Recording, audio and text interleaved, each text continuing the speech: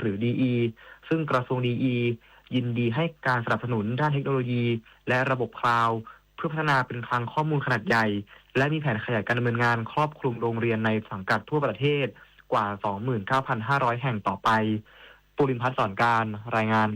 จังหวัดพัทลุงเตรียมจัดกิจกรรม3 มรดกโลกเชิดชูคุณค่าธรรมชาติวัฒนธรรมและการเกษตรสู่ความยั่งยืนนายธราวุฒิช่วยเกิดรองผู้ว่าราชการจังหวัดพัทลุงรักษาราชการแทนผู้ว่าราชการจังหวัดพัทลุงเป็นประธานประชุมเตรียมความพร้อมการจัดกิจกรรม3 มรดกโลกพื้นที่ชุ่มน้ำโลกมรดกภูมิปัญญาทางวัฒนธรรมและมรดกทางการเกษตรโลกประจำปี 2568 เพื่อฉลองการเป็นเมืองแห่ง3 มรดกโลกและสร้างการรับรู้ความตระหนักความภาคภูมิใจของแต่ละมรดกโลกเพื่อร่วมกันวางแนวทางการจัดกิจกรรมในปี 2568 ให้สมบูรณ์และต่อยอดความสำเร็จจากปีที่ผ่านมาถือเป็นกิจกรรมสำคัญของจังหวัดพัทลุงที่จัดต่อเนื่องเป็นประจำทุกปีเพื่อเฉลิมฉลองและเผยแพร่คุณค่าของพื้นที่ชุ่มน้ำทะเลน้อยซึ่งได้รับการขึ้นทะเบียนเป็นพื้นที่ชุ่มน้ำโลกตามอนุสัญญาแรมซ่าแห่งแรกของประเทศไทยรวมทั้งเชื่อมโยงกับภูมิปัญญาท้องถิ่นด้านวัฒนธรรมและการเกษตรพื้นบ้านที่ได้รับการยกย่องเป็นมรดกโลกทางวัฒนธรรมและการเกษตรขององค์การสหประชาชาตินพพรพลไม้สวทพัทลุงรายงานจบข่าวทิติมาอินกลัมอ่านรับฟังข่าวครั้งต่อไปเวลา 7 นาฬิกาค่ะติดตามข่าวที่นำเสนอไปแล้วได้ที่ www.thainews.prd.go.th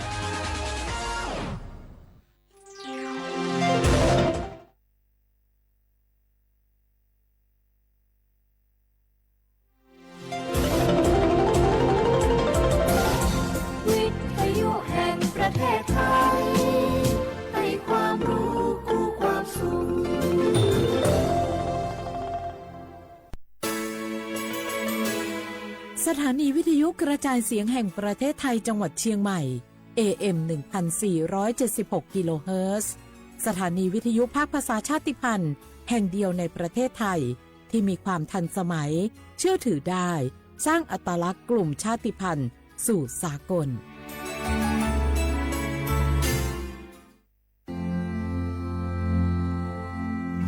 รากฐานสังคมไทยตั้งแต่อดีตจนถึงปัจจุบัน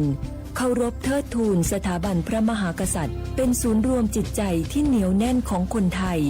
ในเวลาที่เกิดวิกฤตทางการเมืองพระบารมีของพระเจ้าอยู่หัวก็ทำให้เกิดความสงบและช่วงที่เกิดวิกฤตเศรษฐกิจปรัชญาเศรษฐกิจพอเพียงของพระเจ้าอยู่หัวรัชกาลที่ 9 พระราชทานให้กับคนไทยก็ทำให้ผู้ที่น้อมนำมาปฏิบัติมีภูมิคุ้มกันและไม่เกิดความเสียหาย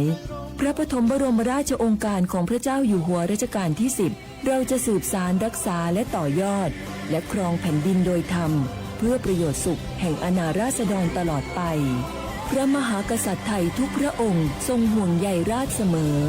สถาบันพระมหากษัตริย์ไทยศูนย์รวมใจไทยทั้งชาติ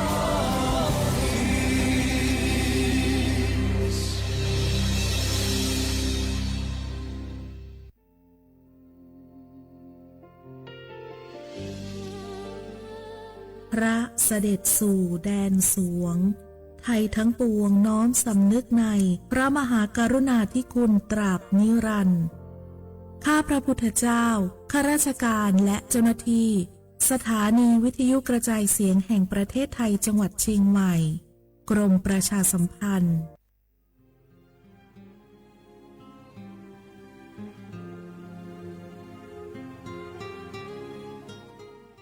This is a moment of profound grief for the Kingdom of Thailand. We, the collective voices of Radio Thailand Chiang Mai,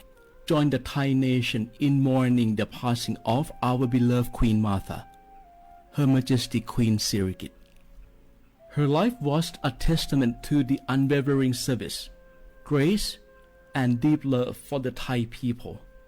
Our humble condolences and thoughts are with His Majesty the King, the royal family, and all the Thai people during this deeply sorrowful time. We will remember her forever.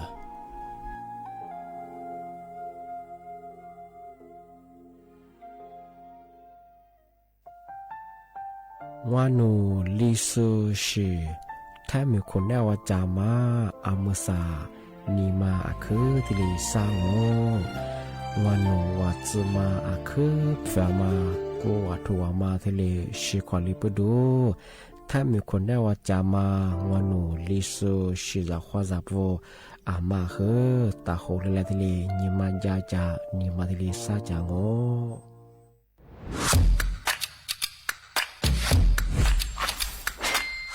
กลับมาแล้ววันนี้กับโครงการคนละครึ่ง plus รัฐออกครึ่งประชาชนออกครึ่งช่วยเศรษฐกิจไทยหมุนเวียนเติบโตถ้าเราช่วยกัน plus ต่อยอดให้เศรษฐกิจไทยเติบโตอย่างยั่งยืนด้วย5 plus plus ที่ 1 เพิ่มช่วงอายุผู้เข้าร่วมโครงการจาก18ปีเป็น16ปี plus ที่ 2 เพิ่มวงเงินใช้จ่ายจาก150 บาทเป็น200 บาทเพิ่มพลังซื้อของประชาชนเพื่อกระตุ้นการหมุนเวียนในระบบเศรษฐกิจฐานรากลดภาระค่าครองชีพ plus ที่ 3 เพิ่มสิทธิพิเศษด้วยการดูแลผู้ที่อยู่ในระบบภาษีให้ได้รับสิทธิพิเศษมากขึ้นเพื่อสร้างแรงจูงใจให้ทุกคนร่วมอยู่ในระบบอย่างโปร่งใส plus ที่ 4 เพิ่มโอกาสให้นิติบุคคลขนาดเล็กเข้าร่วมได้ให้ธุรกิจเติบโตเป็นกำลังสำคัญของเศรษฐกิจไทย plus ที่ 5 เพิ่มทักษะใหม่เพื่อพัฒนาให้ร้านค้านำความรู้ใหม่ๆมาช่วยเพิ่มยอดขายลดต้นทุนเรียนรู้เติบโตและปรับตัวไปกับเทคโนโลยีใหม่เพื่อสร้างเศรษฐกิจที่แข็งแกร่งจากคนละครึ่งสู่คนละครึ่ง plus ไม่ว่าจะสั่งข้าวคนละจานชาเขียวคนละแก้วขนมเค้กคนละชิ้นหรือหลายๆชิ้นก็ใช้ส่วนลดได้ทันทีสูงสุดวันละ200 บาทแถมใช้กับฟู้ดเดลิเวอรี่ก็ยังได้สำหรับประชาชนไทยอายุ 16 ปีเป็นต้นไปสมัครรับสิทธิ์ผ่านแอปพลิเคชันเป๋าตังวันที่ 20-26 ตุลาคม 2568 สำหรับร้านค้าที่สนใจร่วมโครงการสมัครได้ผ่านแอปถุงเงินวันที่ 15 ตุลาคมถึง 19 ธันวาคม 2568 แล้วเตรียมพร้อมรับลูกค้าจากทั่วประเทศเพราะนี่คือโครงการที่คนไทยทุกคนช่วยกัน plus เพื่อให้เศรษฐกิจไทยโตไปพร้อมกันโครงการคนละครึ่ง plus ดำเนินการภายใต้เป้าหมายที่ชัดเจนของรัฐบาลในความต้องการกระตุ้นเศรษฐกิจลดภาระค่าครองชีพให้ประชาชนและยกระดับศักยภาพผู้ประกอบการไทยให้พร้อมในยุคดิจิทัลโดยยังคงยึดหลักความโปร่งใสตรวจสอบได้และป้องกันการใช้สิทธิ์ที่ผิดวัตถุประสงค์คนละครึ่ง plus เพิ่มพลังเศรษฐกิจไทยพร้อมโตไปด้วยกัน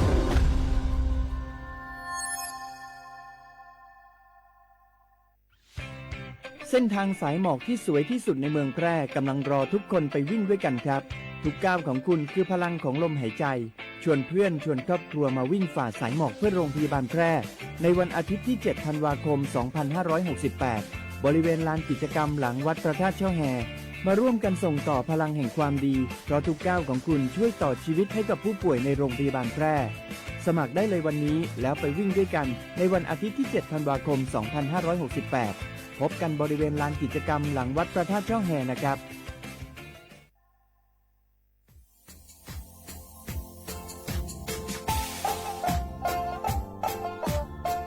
นาถึงมาปีมาซื้อจีนชมังโงมัญญาคณะรัฐมนตรีไงมีมติยากกว่าอยู่หัวระมองเมื่อเหือนยากุลาซื้อหาหนีซื้อกูยังไงยิ่งคงอยู่ตรงนี้สดซื้อฉีกว่าอย่าไประมองเมื่อเหือแก้ไขปัญหาไงสถานะอาทิตย์ยังเหือสารชาไงเอาถ้ามีคนเนี่ยว่าจะส่งไงอธิบายที่ยากกฎหมายถือว่าไประมองเมื่อเหือไงมาตราที่17ไงแห่งพระราชบัญญัติคนเข้าเมืองไงพอสองงไม่อยากให้คนอยากให้หนีตัวอยากหนีซึหนีกวางไงเท่าว่าถ้ามีคนเนี่ยว่าดูแลโซอาทิตย์ยังเหือมือซ่าจางงเป็นยังไงอาทิตย์ยังว่ามีทะเบียนประวัติเหือถูกต้องอยู่ไงอธิบายว่าสารว่ายื่นขอสถานะไงคนต่างด้าวเข้าเมืองโดยชอบด้วยกฎหมายที่ดียินหน้าบดงาที่ทยากฎหมายถือว่าไประมองเมื่อเหือไงมาตราที่7ทวีไงแห่งพระราชบัญญัติไงสารชายึดโขงงไปเฮอพศยังไง2508ไงเอาถ้ามีคนได้ว่าเฮอตาซุงโงไม่ยังไงอาทิตย์ยังเฮออาบามันก็จะเฮออามาไงเอาว่าอยู่ในทะเบียนประวัติบุคคลไงอธิบายว่าไม่มี สถานะทางทะเบียนมาจุบะครับสามารถยื่นขอสัญชาติไทยที่กรุงเทพมหานครยื่นที่สำนักบริหารการทะเบียนกรมการปกครองอาทิตย์นี้เราส่วนต่างจังหวัดจะสุบะกว่ายื่นต่อในอำเภอตานภูมิลำเนาปีขวานนแล้วก็จะบอกว่า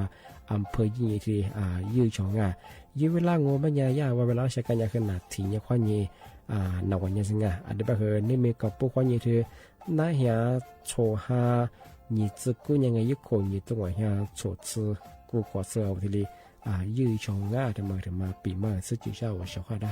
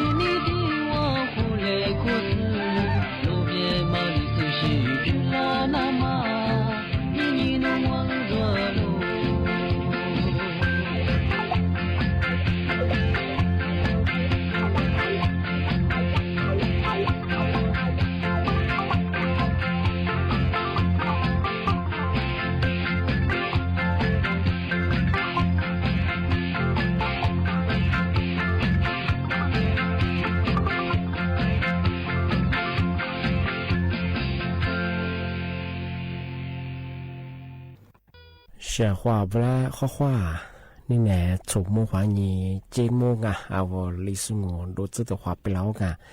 เอาลิสุงโงปากกางงไม่ยาทาจิ้มหมายงะ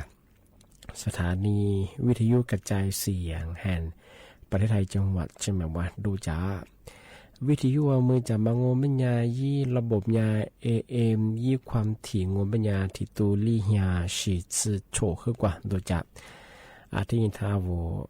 ระบบไลฟ์สดคือจวงไงฟิสุบุยเพย์เป็นยังคือสวทเชียงใหม่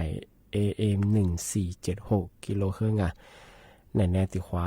ที่มุลอติขวาด้วยที่มุลอมันยังหนีมุขวานีสามโมแน่ๆมันยังคือถูมุขวานีจีโมนาทีเนี่ยขวานีไหนเนี่ยสิทีเดียวด้วยง่ะทีนี้งานเนี่ยคือน่าจะมาปีมาซึ่งจริงชอบมังโงมันยังอามุสาวรัฐบาลคือเอาปัสสาวะที่เรียกคือยาปีนหัวยาบุรุษงานด้านสุขภาพบุรุษงานน่าจะเพียงบุรุษที่เป็นหัวยาไม่ใช่งานอามุสาวะคือมหาลิจงมันยานาที่จวงงานยี่โลกมันยังคือชิกุงกุยาบุรุษงานมันคือหัวจังหวัดที่อามุสาคือระบาดยามันงานยุติกางมันยาจังหวัดเชียงใหม่งานอาทิตย์ยังคือจังหวัดบึงกาฬอาทิตย์ยังจังหวัดเลยอาทิตย์ยังคือจังหวัดหนองคายจังหวัดลำพูนงานโรชิกุงกุย่างก็มาเถอะเหตุโทมาข้อนี้เสื้อลำไงจุดปิ้วข้อนี้จุดปิ้วก็ขบไปเฮยยี่เชื้อโรคไงแต่อันนี้ว่าเขาขบไม่เยอะงอทับขบก็ขบไปเฮยนามาเสื้อว่าสิไงที่เป็นอย่างคือถึงว่าเจ้าอย่างมาสาธิตขึ้นอย่างลำบากอะไรไงที่เป็นอย่างเฉพาะไงปีว่ามาโกเดมาจานยี่กูยิงวุธจะมีคนน่ะค่ายคือยาดงอาวุธดุนนาวอีชินาไปข้างก็เด็กก็มีจามันโจชาซัวไปข้างอาวุธยาการที่เรียกจงโง่เป็นยาอามีหูยยี่ข้างกับกูยิงกับตัวเย่บุรุษงาจะปีว่าโรชิกุนกูยากันเลยไปคืออามีจะที่เรียกควาชายี่ตัวไปถึงงานมาถึงมาที่เรียกปีมากเจนตื่นช่างเอาช่างงาที่เนี่ยที่ขึ้นมาโง่เป็นยังไงก็หลักที่เรียกปีมากปากกาจังงาเอาฮักคือพอดวงโง่เป็นยังไงแล้วก็เยอะเหงาแล้วคือพอเชื่อมันยังคือมันก็ทำไม่ดีงาหมวกกันน้องหนาวโหงมาพมาโหงมันยังนี่ตัวบ้าจากกระชงเอายี่จะสุ่มแบบยี่ชิสุ่มแบบเอาไปขวายี่ชิสุ่มโหยี่จะสุ่มพมาโหแบบคือลีตัวบ้าที่เล็กเลี้ยงอยู่ของมาสับแบบสิ่งเล็กคือยังเข้มงวดยังอาจจะแบบคือเอาลูกคือจงมันยังคือหมวกกันน้องหัวร่างมันยังคือปลอดภัยปีว่าวุ้นคือลุยดงอจ้าสุดว่าอยู่แล้วเพื่อวุ้นดูมากว่าจะบ้ามาตึกเทดังมางอแล้วมาที่ป้องไก่นั่งอาจว่าแต่ไม่ดีเฉพาะงาวัวคือว่าแล้วก็เยอะขึ้นหมอกนอกคือยิ่งเยอะเจียงเอามาพาหมอกว่าคือย่าเจ้าหน้าที่ตำรวจเลยคือเวลาที่ปะย่างที่โคจางถือว่ามันหนีตัวบัตรเสือที่แบ่งช่างงานมาแต่ไม่ดีเฉพาะงาที่เป็นยาเมื่อสานั่นแหละคือมกว่าตัวความเฟืองงาแต่มกว่านั่นนักกัญญาปกว่าตัวความชุดละความงาอาวุธเชื่อว่าถ้าวิทยุขยินนาจาโซงาไลโซวัติโซพลาสุดละคือข้อความงา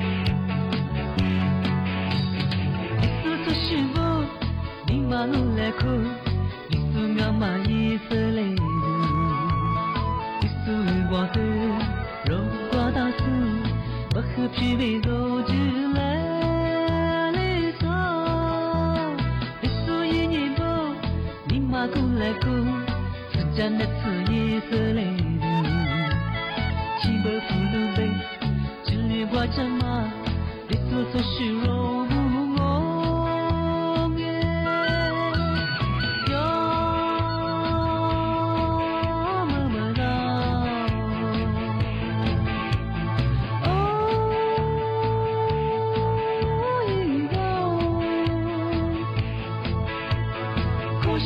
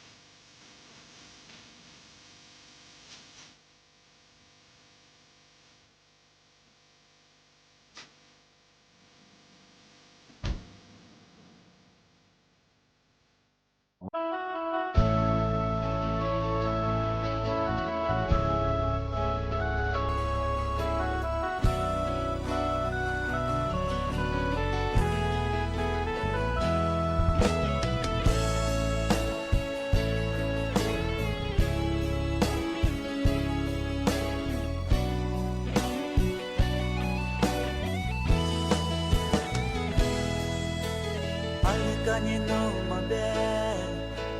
我女你的路人啦，路你嘛苦过我的自由啊，你女的是我的肉，让妈咪都妈咪，阿里边是弄的福个巴拉塞。su ni sho wan ni te no se lo do ni te ma ji ji lu liu ni te su mo ji ro cho me la ji ro le be ale be su te mi le ge da se mi le ke ma da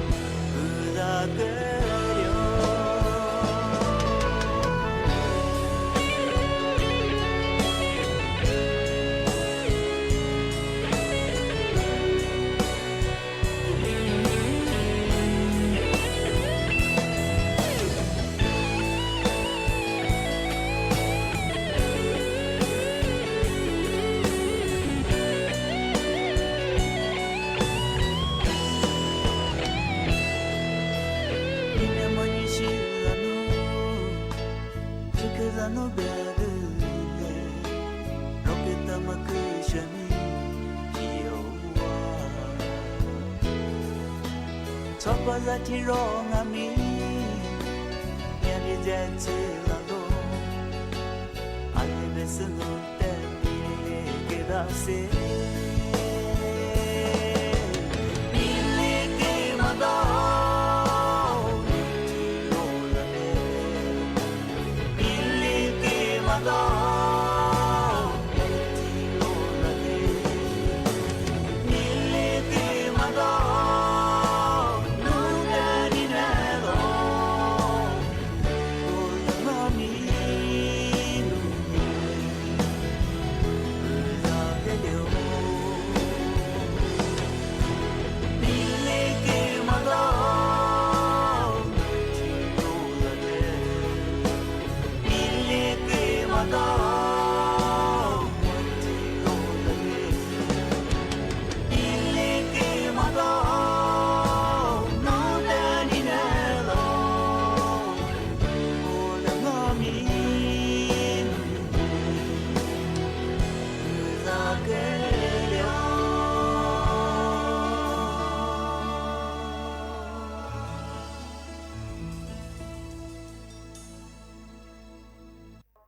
小伙伴，俺们是那个撇着个，也他们那这个电脑那人啊，他们是呀，也他们那，也他们也来边个用来，而且嘛边人那，车为了提子装嘛，蛮能啊，为了出来过的毕业那他们那点啊，俺那他们我边人许多那的边个开热闹，开热闹，那么人是你边啊，为了过那他们我边人喜欢呢，也我就可那，我就可米可那。出家家，适合吧？吃面飘花的面哇，那红是的哇，也是吃凉哎，也是不多啊。这适合俺们啥拿着嘛，过得出拍嘞，讲些家瓜，这咱妹当啊，这也是哎，你喝的，那小伙娃的不当我们家，那次也怕那些的忙人活着。你把那钱他咋？呀，aspirin 吧，你把那些那做嘛，别个，干拿他们那么好。啊，说某嘛，俺我边家啊，我嘛说呢，小伙不，伊拿他嘛，怕那里边人家吧，过得有几天人吧，过得10个，啊，人家把姐姐的定哎，是人家日流不继续多，但是和马哈里我们年底呀，过来的嘛就下没下多个多软呀，马哈里后面就活下，小伙不，像他妈的嘛我们呀，也那一百股票么呀，家日本，是呢，我个改天没哇，把土天没哇，也土天没哇，家说他妈了，现在个老大的小衣服更啊，的小不啦，像他妈呢一丈夫。一啥衣服服干一块一百个也夸张啊！条么呀也没舒服个，说嘛有么呀没舒服，家里经哎，个改天没有嘛你们个他们个吧，我点么苦个，么俺也个老大嘛，还是个老大衣服服干啊，也过到做不啊，小伙不，像他们那边么呀，俺们去做，条么呀他个苦，他个不来接，我也遇到那个当么呀，一个没治，我也每天干边么去，像他们的嘛，他个苦。我当我呀，人家没干哎，找不着的。有些人我像他们做过个说话，不过夫妇个个说话，没记住些那次个。有些人也没夫妇嘛有嘛我们呀，我遇到我们呀一个做主，我家说他们嘛起码还对你，第二年、第三年，像他们呀，我做生意被一直别啷个，我家嘛遇到过家，说当我们呀，我别提这种不然还能用。他妈有个日本装我们呀，他妈本人也他妈是脏啊，新年过日本弄吧，个家里小嘛别我们有买家他个老大姐，别话我家个家庭没我家个啥大，我照片我家是苦的是我家个当我们呀，南说不才准备这边很买的是个，一的小妹家么啦，小伙我，像他妈看了到爸妈呀，我怕拿我们呀，双别买的我也叫问啊，或者出一家，是这到最近小伙不来比啊，俺们和的过去对你咱俩红小伙我，俺们3年半我在手里都被在弗拉么和年半，俺们这次别么拉出哈手抓，嘛哈手抓俺里的做里的我里的我们别拉出一点点的去，等么不到最近拉出我你们哈嘛别好嘛哈嘛比呀，拉出过说。人家没干他个购物杂手装啊，各带货带你苦啥嘛？俺们这次把么人拉出，里服我嘛的这个我们呀，里时候光，里时候养啊，喊嘛喊说转嘛把俺一表我吃啊，这本他妈不懂本人小伙我，对你俺们这次拉出是出八嘛把俺妈去了出把俺的拉出个狗浪嘛。他到米衣都抓过，到米衣都抓到，他几个节，每次菩提面个面去，俺们心里他到我到火柴也抓，这两门来他到火柴我到没火柴呢，我到我没抓，他没抓的嘛，说火柴我们也说呀，今天呀这狗的样啊，说叫过毕业我们也说也自饶也找我，心里无饶，对我们也小伙伴的小朋友我们也说实话嘛来你当中在那点小嘛本你讲了。这个是错是没见了，昨天的，俺每年了出来过去了，出过10几俺听的，这么个买小伙我了出别么样，里喝别么样，听嘛弟对你这来互望啊，那小伙我和那边嘛，你那天了我就买先把小伙和没管头的话，那一点小。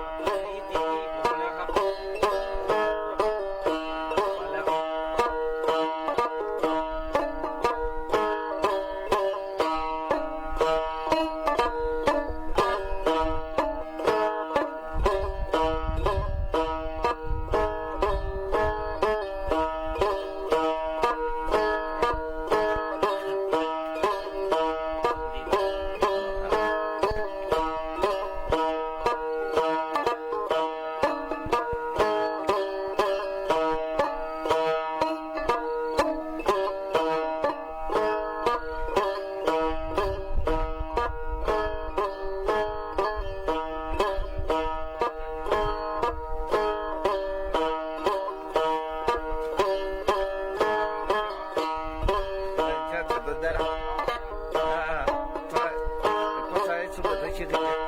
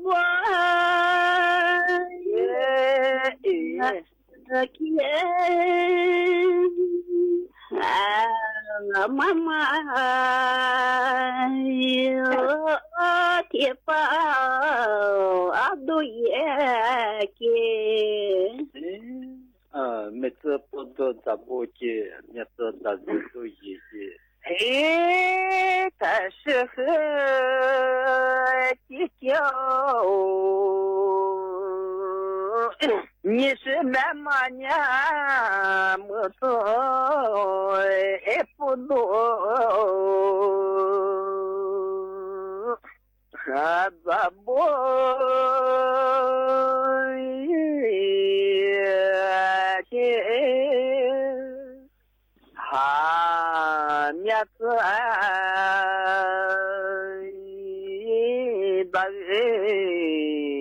do che hey no dem ha ni se dem manya mutsu fosai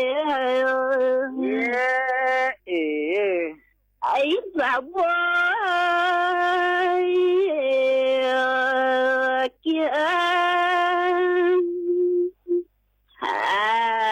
miệt so adu yake metro podo zabolia nyatro tagyo to ye ki ni so da manya mutsu apodo hai zaboy alia ha miat da doi la ni no dem ha ni siam fasa ai saboy lia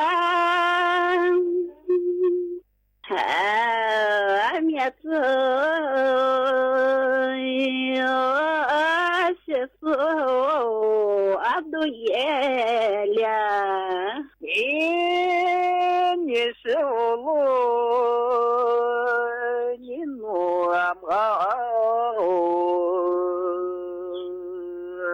ai wa mo manya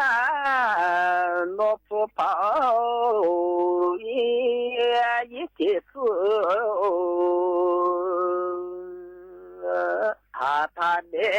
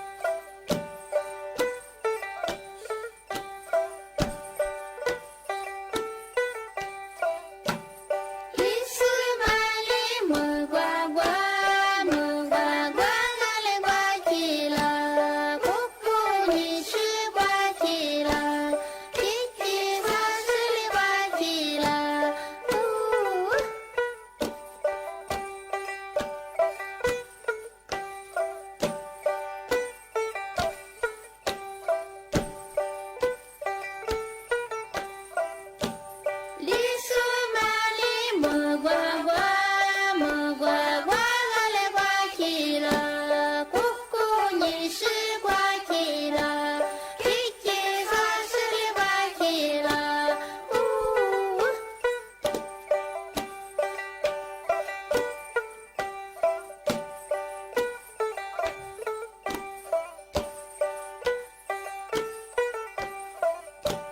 你是玛丽么呱呱么呱呱，俺来呱起了，姑姑你是呱起了，姐姐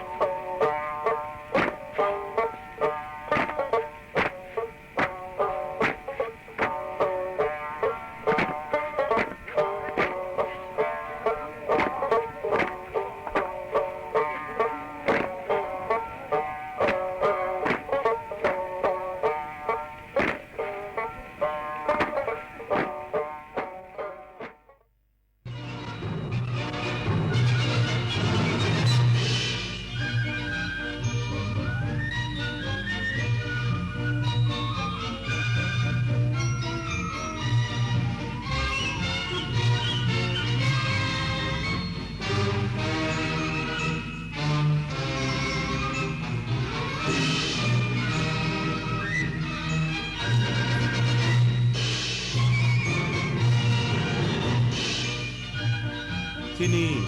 สถานีวิทยุกระจายเสียงแห่งประเทศไทยต่อไปเสนอข่าวซึ่งมีหัวข้อข่าวดังนี้กระทรวงวัฒนธรรมเตรียมรวบรวมข้อมูลจากทั่วประเทศเพื่อจัดทำหนังสือจดหมายเหตุและหนังสือที่ระลึกงานพระราชพิธีถวายพระเพลิงพระบรมศพสมเด็จพระนางเจ้าสิริกิติ์พระบรมราชินีนาถพระบรมราชชนนีพันปีหลวงนายกรัฐมนตรีประกาศเดินหน้าปราบปรามอาชญากรรมออนไลน์อย่างเด็ดขาดขณะที่ธนาคารแห่งประเทศไทยยกระดับการติดตามและตรวจสอบธุรกรรมที่ไม่พึงประสงค์สกัดกั้นทุนสีเทาทำธุรกรรมการเงินในประเทศยอดผู้เสียชีวิตจากอิทธิพลของพายุไต้ฝุ่นคาลแมกีที่พัดถล่มพื้นที่ทางตอนกลางของฟิลิปปินส์เพิ่มขึ้นเป็นอย่างน้อย46รายนักกีฬายูยิสูไทยได้เหรียญทองประเภทดูโอมิกซ์ในการแข่งขันยูยิสูชิงแชมป์โลกที่อินดอร์สเตเดียมหัวหมากต่อไปเป็นรายละเอียดของข่าวพระบาทสมเด็จพระเจ้าอยู่หัวและสมเด็จพระนางเจ้าพระบรมราชินีทรงบำเพ็ญพระราชกุศลพระพิธีธรรมสวดพระอภิธรรมพระบรมศพสมเด็จพระนางเจ้าสิริกิติ์พระบรมราชินีนาถพระบรมราชชนนีพันปีหลวงวันนี้เวลา 19:13 นาทีพระบาทสมเด็จพระเจ้าอยู่หัวและสมเด็จพระนางเจ้าพระบรมราชินีเสด็จพระราชดำเนินโดยรถยนต์พระที่นั่งจากพระที่นั่งอัมพรสถานพระราชวังดุสิตไปทรงบำเพ็ญพระราชกุศลพระพิธีธรรมสวดพระอภิธรรมพระบรมศพสมเด็จพระนางเจ้าสิริกิติ์พระบรมราชินีนาถพระบรมราชชนนีพันปีหลวงณพระที่นั่งดุสิตมหาปราสาทพระบรมมหาราชวังในโอกาสนี้สมเด็จพระเจ้าลูกยาเธอเจ้าฟ้าทีปังกรรัศมีโชติมหาวชิโรตมังกูลสิริวิบูลราชกุมารและเจ้าคุณพระสินีนาถพิราชกัลยาณีโดยเสด็จในการนี้ด้วยเมื่อเสด็จพระราชดำเนินถึงพระที่นั่งดุสิตมหาปราสาทพระบาทสมเด็จพระเจ้าอยู่หัวและสมเด็จพระนางเจ้าพระบรมราชินีเสด็จพระราชดำเนินไปทรงจุดธูปเทียนเครื่องทองน้อยที่หน้าพระโกฐพระบรมศพสมเด็จพระนางเจ้าสิริกิติ์พระบรมราชินีนาถพระบรมราชชนนีพันปีหลวงพระบาทสมเด็จพระเจ้าอยู่หัวทรงจุดธูปเทียนเครื่องนมัสการพานทอง2 ชั้นบูชาพระพุทธรูปประจำพระชมวาลที่หน้าพระแท่นพระนพบดลมหาเสวตฉัตรต่อจากนั้นเสด็จพระราชดำเนินไปทรงจุดธูปเทียนเครื่องบูชากระบะมุกที่หน้าพระแท่นเตียงพระพิธีธรรมสวดพระอภิธรรมด้านตะวันออกและด้านตะวันตกณมุกเหนือพระที่นั่งดุสิตมหาปราสาทและประทับพระราชอาสน์เมื่อพระพิธีธรรมสวดพระอภิธรรมครบ4จบแล้วพระบาทสมเด็จพระเจ้าอยู่หัวเสด็จพระราชดำเนินไปทรงทอดผ้าไตรพระราชาคณะ1 รูปที่ถวายอดิเรกและพระพิธีธรรมสวดพระอภิธรรม8 รูปพระสงฆ์สดับปกรณ์พระบาทสมเด็จพระเจ้าอยู่หัวและสมเด็จพระนางเจ้าพระบรมราชินีทรงหลั่งทักษิโนทกพระสงฆ์ถวายอนุโมทนาถวายอดิเรกถวายพระพรลาจากนั้นพระบาทสมเด็จพระเจ้าอยู่หัวเสด็จพระราชดำเนินไปทรงกราบที่หน้าเครื่องนมัสการหน้าพระแท่นพระนพบดลมหาเสวตฉัตรเสร็จแล้วพระบาทสมเด็จพระเจ้าอยู่หัวและสมเด็จพระนางเจ้าพระบรมราชินีเสด็จพระราชดำเนินไปทรงกราบที่หน้าพระโกฐทรงรับการถวายความเคารพของผู้มาเฝ้าทูลละอองธุลีพระบาทแล้วเสด็จลงจากพระที่นั่งดุสิตมหาปราสาทไปประทับรถยนต์พระที่นั่งเสด็จพระราชดำเนินกลับสถานีวิทยุกระจายเสียงแห่งประเทศไทยขอเสนอสารคดีชุดสมเด็จพระนางเจ้าสิริกิติ์พระบรมราชินีนาถพระบรมราชชนนีพันปีหลวงพระผู้เสด็จสู่สวรรคาลัยวันนี้เสนอตอนที่12โรงเรียนเจ้าแม่หลวง